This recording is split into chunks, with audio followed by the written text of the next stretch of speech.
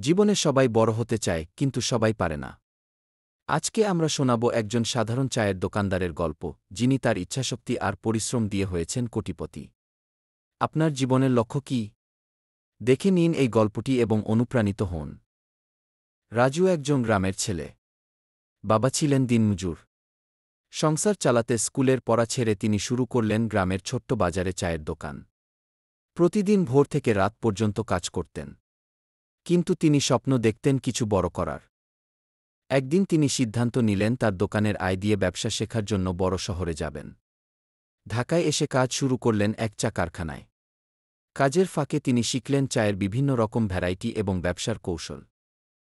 2 বছর পর তিনি জমানো টাকা দিয়ে ঢাকার গলিতে নিজের একটি ছোট চায়ের স্টল চালু করেন। কিন্তু এটি ছিল সাধারণ চায়ের দোকান নয়।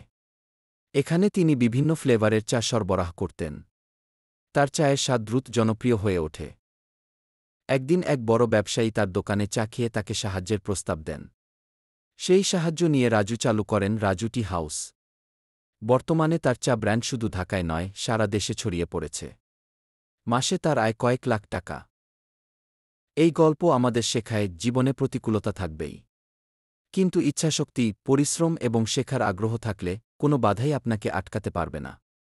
তাই লক্ষ্য ঠিক করুন, পরিশ্রম করুন আর এগিয়ে যান। আপনার স্বপ্ন কী? নিচে কমেন্ট করে জানাতে ভুলবেন না। আমাদের চ্যানেল সাফল্যের গল্প সাবস্ক্রাইব করুন এবং জীবনের অনুপ্রেরণাদায়ক গল্পগুলো শুনে এগিয়ে যান। আমাদের সঙ্গে থাকার জন্য ধন্যবাদ। পরবর্তী ভিডিওতে আবার দেখা হবে।